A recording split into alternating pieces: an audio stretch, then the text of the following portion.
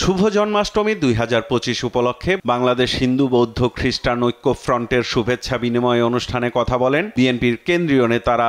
অভিযোগ করেন হিন্দু ধর্মাবলম্বীদের সমর্থন আদায়ে চাপ তৈরি করেছিল পতিত ফ্যাসিস্টরা।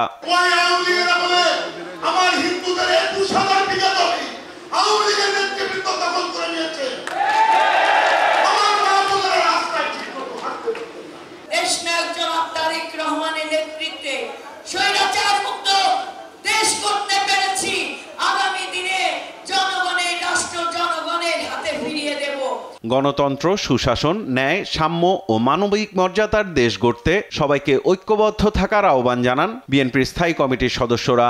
আমরা বাংলাদেশিরা ইনশাআল্লাহ জনাব তারেক রহমানের নেতৃত্বে আগামীর বাংলাদেশ ৩১ দফার আলোকে বিনির্মাণে হিন্দু, মুসলমান, বৌদ্ধ, খ্রিস্টান, চাকমা, মারমা, গারো, সাঁওতাল সবাই মিলেমিশে একসাথে ঐক্যবদ্ধভাবে এগিয়ে যাব। আপনারা বাংলাদেশকে ঐক্যবদ্ধ রেখে বাংলাদেশকে পুনরায় ন্যায়ের পথে, সত্যের পথে, সুশাসনের পথে এবং মানবাধিকারের পথে পরিচালনা করুন। দলের মহাসচিব মির্জা ফখরুল ইসলাম আলমগীর বলেন, সাম্প্রদায়িকতাকে অস্ত্র বানানোর জায়গা থেকে বের হয়ে আসতে হবে।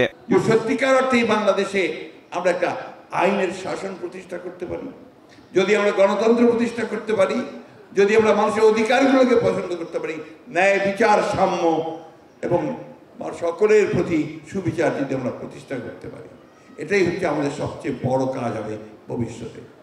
আমরা জানি বাংলাদেশের শুধু নয়, এই পাক ভারতের উপমহাদেশে সব সময় আপনার এই সাম্প্রদায়িকতাকে একটা অস্ত্র বানানোর চেষ্টা করা হয় রাজনৈতিক কারণে। সেখান থেকে উঠে আসতে হবে আমাদের। দেশের স্বার্থে বিভক্তির রাজনীতি থেকে সরে এসে গণতন্ত্র বিরোধী ষড়যন্ত্র মোকাবেলায় ঐক্য ধরে রাখার আহ্বান জানান তিনি।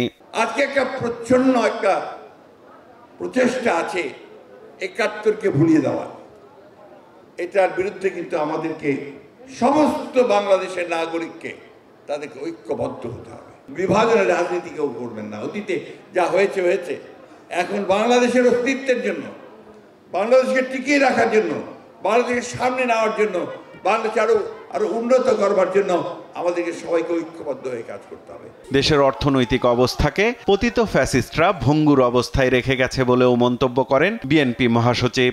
আওয়ামী লীগ দেশের সম্পদকে লুণ্ঠন করে বিদেশে পাচার করে দিয়েছে।